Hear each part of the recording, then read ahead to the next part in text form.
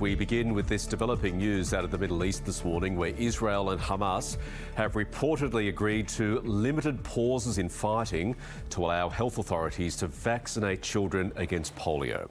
A senior WHO official claims a 3-day pause will start in central Gaza on Sunday.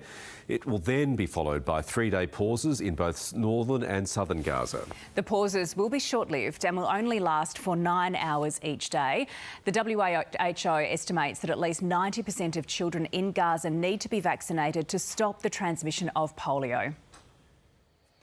And for more on these developments, Dr. Margaret Harris, a spokesperson for the World Health Organisation, joins us now from Geneva. Thank you so much for joining us on News Breakfast this morning. It's a pleasure to be with you. How bad is the situation there at the moment? The situation is beyond dire. I've really run out of words. Polio is just the latest of a string of health threats. But because polio spreads like wildfire, particularly when you've got terrible sanitation, no clean water, overcrowding, large numbers of children crowded together, that's the perfect conditions for something like polio. And we have this mutant strain that we found, first of all, in the wastewater, but we now also have one case of a little boy who's paralysed. That tells us there's likely to be many, many other cases already. So vaccination obviously is key to stop this from spreading. What will these pauses do to help the vaccination rollout there?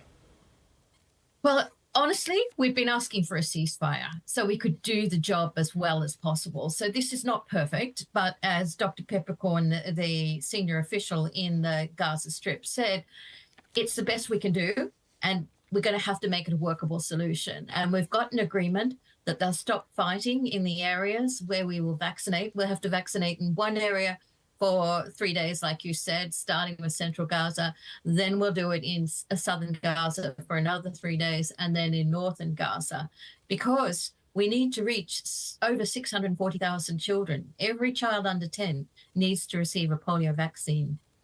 So what's the situation with the vaccine rollout at the moment? How many children are getting the vaccines up until this point? And what sort of level do you need to see in order to stop polio from spreading? So, in fact, Gaza was a model when it came to immunisation prior to this conflict, prior to October 7 last year. They had one of the highest rates, not just in the Middle East, but in the world of vaccination. You know, more than 90% of kids were getting all their vaccines. But we've now got a whole year's worth of babies who've been born without really getting any vaccination at all because of the displacement and the disruption and the destruction of the health system. But also, this is a new mutant that hasn't been seen in Gaza. Gaza hasn't seen any polio for more than 2 decades. So even the older kids that did get polio vaccines didn't get the type of vaccine that we're rolling out this weekend. How confident are you that these pauses will hold, that both sides will maintain their agreement? We can only really pray. We have to just hope. We just have to trust. Now, we've had lots and lots of instances of our convoys being fired on, of all sorts of things going wrong. But it is so critical that these kids get vaccinated that we're going to do everything we can. But we cannot put the vaccinators at risk. We cannot put the parents at risk. So if fighting breaks out, we won't be able to vaccinate. Well, that was going to be my next question, Margaret. How concerned are you for your workers that you send in there to perform these vaccination programs? We're very, very concerned. Our health workers every day in Gaza are dying. We've lost WHO staff members. We've lost more UN staff members in this conflict than in any other conflict before. So every day, actually, humanitarian workers' lives are on the line. We've got some commitment not to be putting them at that risk during this period. So that has got to be a positive. Dr. Margaret Harris from the WHO, thank you so much for joining us this morning, and no doubt all eyes will be on that region in the hope that this program can be rolled out. Thank you. Thank you. Well, parts of New South Wales are again under a high bushfire and grass fire risk, with strong winds and high temperatures forecast today. Queensland's also set to swelter through unseasonably high temperatures in the days ahead, with maxima close to 40 degrees in some parts of the state. And Tasmania will record its hottest August since records began in 1910, despite the recent snow and wind.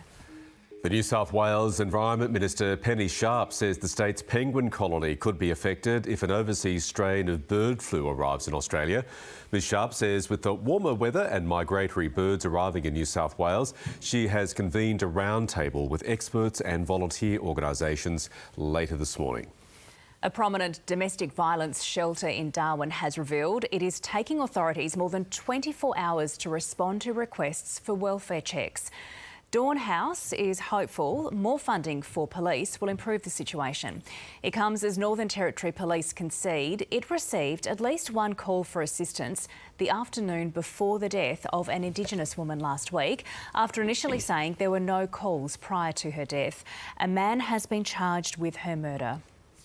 A man has been arrested after 3 police officers were struck at a roadside breath testing site in South Australia.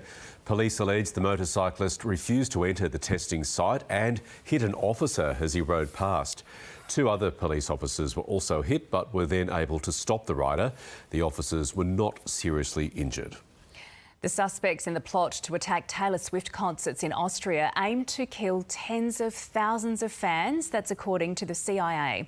The US security agency's deputy director revealed overnight that officials believed the 2 suspects were quite advanced with their planning. The arrests led to the cancellation of 3 sold-out shows.